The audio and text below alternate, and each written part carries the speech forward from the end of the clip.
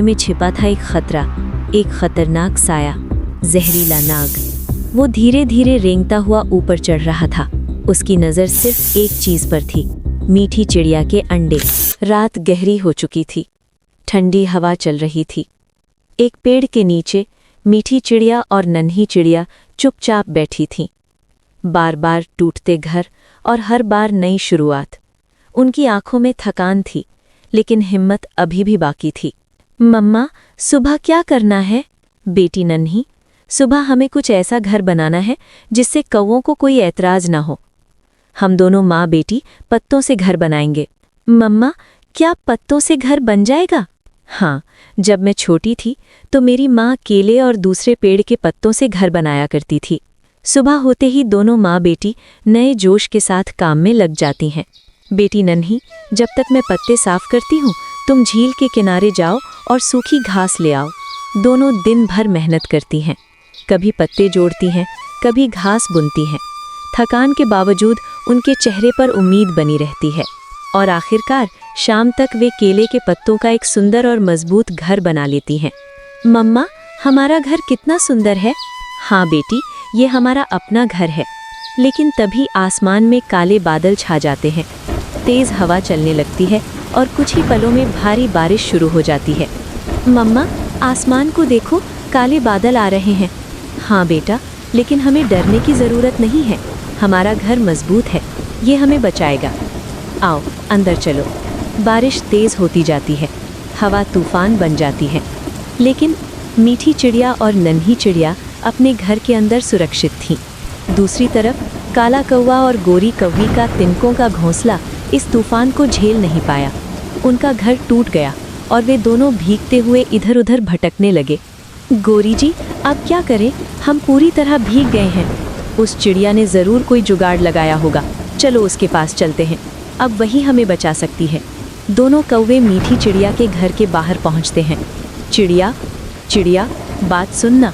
मीठी चिड़िया दरवाज़ा खोलती है। कौवे, अब क्या पत्ते भी तुमने खाने हैं?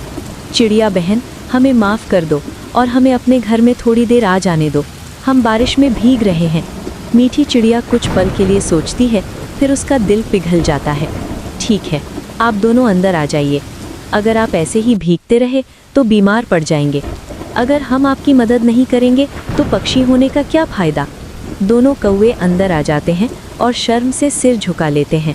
हमें माफ़ कर दो, हमने तुम्हारे साथ बहुत गलत किया। आज समझ आया, असली ताकत घर की नहीं, दिल की होती है।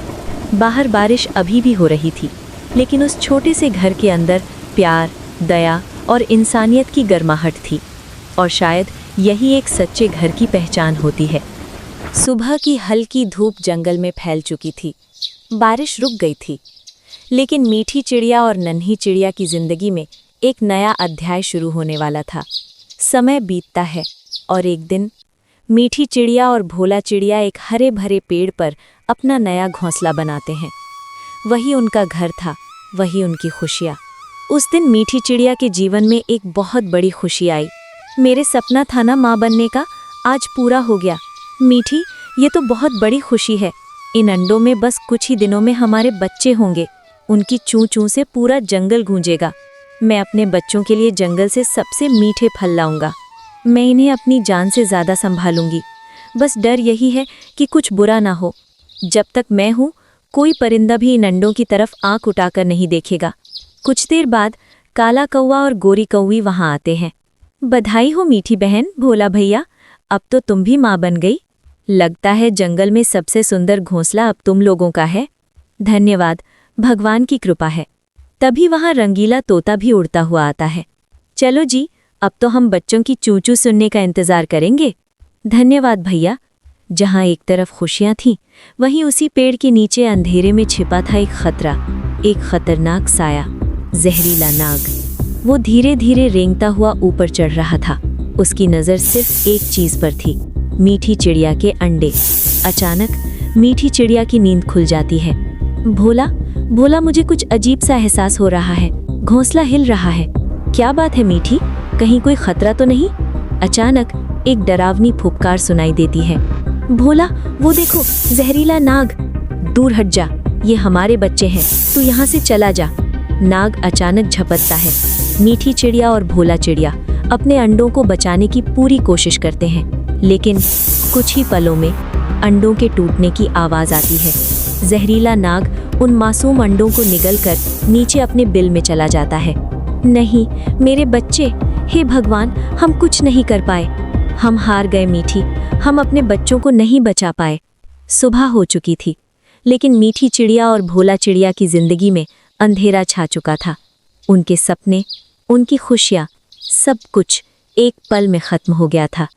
दोस्तों, अगर आपने अभी तक इस वीडियो को लाइक और चैनल को सब्सक्राइब नहीं किया है, तो हो सकता है इस कहानी का अगला एपिसोड आप तक पहुंचे ना पाए। और यकीन मानिए, अगला एपिसोड इससे भी ज़्यादा मज़ेदार, रोमांचक और चौंकाने वाला होने वाला है। इसलिए अभी वीडियो को लाइक कीजिए और चैनल को सब्सक्राइब करना बिल्कुल मत भूलिए।